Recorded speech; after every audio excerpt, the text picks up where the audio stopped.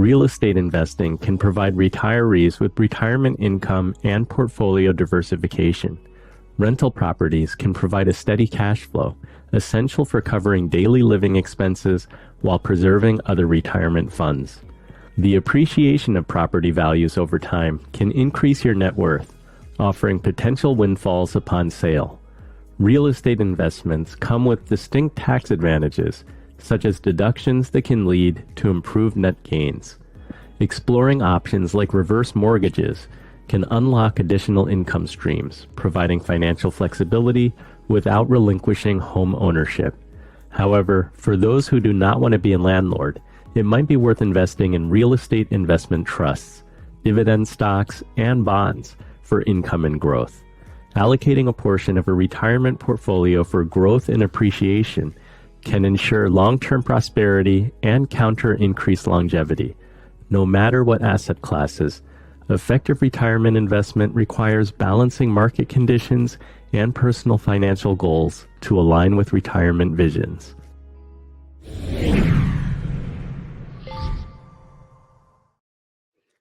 Wade, do you advocate real estate investment for a retiree's comprehensive retirement income plan? But I wouldn't say that I would advocate for it. It's really based on kind of people's styles. It certainly takes a certain mindset to be a real estate investor. Probably the biggest question I get about real estate investing was back to this idea of reliable income. If you have rental properties, can you count rental income as a source of reliable income? And ultimately, the answer to that really depends on a case-by-case basis of just how certain you are there won't be vacancies, that you'll get those rents, that you won't have unexpected repair costs and things. But maybe a portion of that could be treated as part of the reliable income assets for retirement. So it depends on your market. It depends on a lot of different variables. Colleen, with the challenge of an income-focused approach, such as increased tax implications and decreased portfolio diversification, can you talk about the importance of asset location and withdrawal order? Sure. When it really comes to thinking about setting up your portfolio, right, for asset location, we would generally advise putting tax efficient assets in taxable accounts, and then tax inefficient assets in tax deferred, tax free. So, say tax deferred would put maybe your lowest growing asset class, so say taxable bonds, in tax deferred, because that's going to get taxed at ordinary income tax rates on the way out. And in tax free accounts, maybe put something more like actively managed equity or index equity, right? So something you expect a lot of growth, and that all that growth will be tax-free. And that would really leave some sort of mix of municipal bonds for people in high tax brackets and or index equity in the taxable account. So when you think about an income approach, well, I guess I should say then, when you think about drawdown, right? So we would generally talk through, like, of course, you would take your required minimum distributions from your 401k or IRA first, but then we would say, spend from your taxable cash flows, so interest, dividend, capital gains on assets held in taxable accounts. Second, because those are taxed whether they're spent or reinvested. After that, we would say, sell assets in a taxable account until that account is exhausted, minimizing taxes, and then either tax deferred, tax free when the tax rate is the lowest. So if you think about the income approach, and this is assuming broadly diversified, low cost portfolio, the income approach is basically becomes less tax efficient, resulting in reduced spending for retirees, because you're saying buy those dividend paying stocks and or high yielding bonds in the taxable account. So you're increasing taxable income for people each year. So when we think about it, we can kind of say, like, leave asset location intact, leave withdrawal order intact, and then really just start spending. If you need more money from the portfolio than you're currently getting from your RMDs, well, I guess start with Social Security, pension, rental income, require minimum distributions, and then taxable flows, right? Then consider spending from the principal in your taxable account, as opposed to, shifting your portfolio, overweighting dividend-paying stocks, high-yield bonds, things like that, to, possibly reduce diversification and increase risk, as well as reduce tax efficiency. So that's the way we would think about advising people or talking through people for the total return approach. Emily, what are your thoughts on real estate and how that fits into a retiree sort of income plan? So I agree with what Wade said, that real estate kind of depends on the person. Like, not everyone has the mindset that's going to make real estate investing a good idea. For instance, my husband and I, we lived in a college town for 6 years, and the rental market was really great, and the housing market was cheap. So, like, we thought about buying a house and renting it out to graduate students. And we realized pretty quickly we just didn't have the stomach for it. Just the amount of work that we would have to put into it was just not worth it to us. But that doesn't mean that real estate can't be an important part of your portfolio, basically in your primary residence. So I know a couple that bought a house in, I believe, 1971, a mile outside of Washington, D.C. for something like $45,000. When they retired in about 2015, they sold the house for something like $850,000.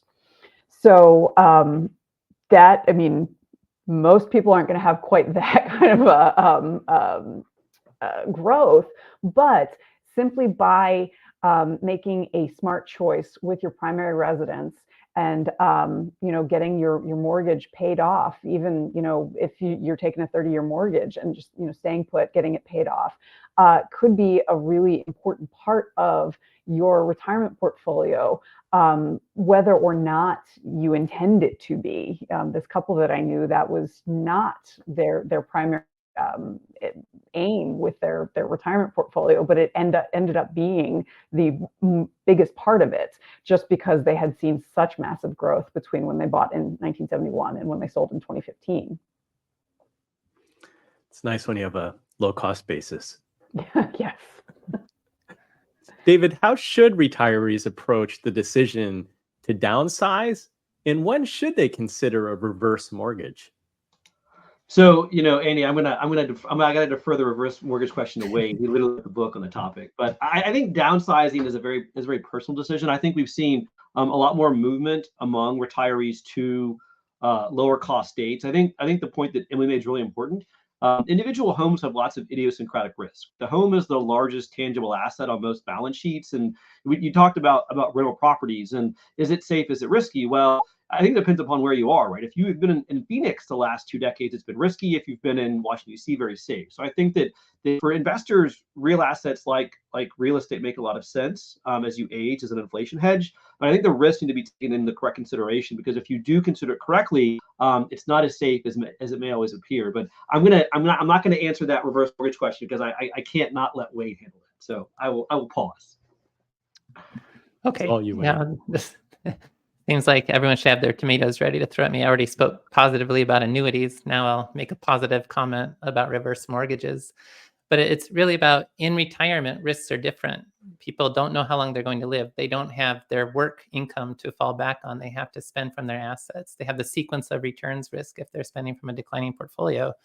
It means that when you start thinking about retirement risks, there are financial approaches that can make a lot of sense that may not make sense in a purely accumulation-based approach. And at the end of the day, a reverse mortgage is a way to create liquidity for home equity so that you can coordinate it into your retirement plan and spend from your home equity in the same manner that you spend from an investment portfolio, and in a manner that may help you manage sequence of returns risk and so forth. So I certainly think that for individuals who anticipate staying in their home, considering a home equity conversion mortgage or reverse mortgage, it's part of just making sure you've got all your bases covered for building a comprehensive, strategic, responsible retirement plan. And then I guess leaning on the responsible part, if you're pulling the equity out of your house, how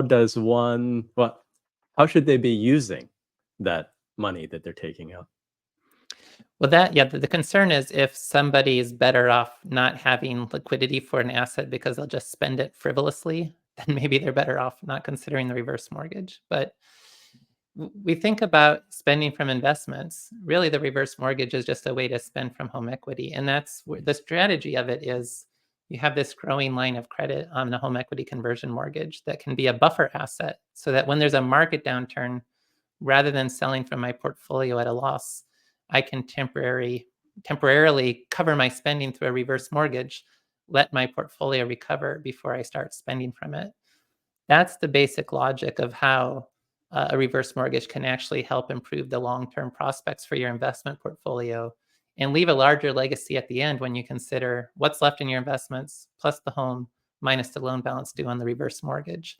Kind of all the research I've seen in the Journal of Financial Planning and so forth points to strategic use to manage sequence of returns risk in retirement. A reverse mortgage can help improve those financial outcomes. Interesting. Thank you for that. Let's move on to segment 4.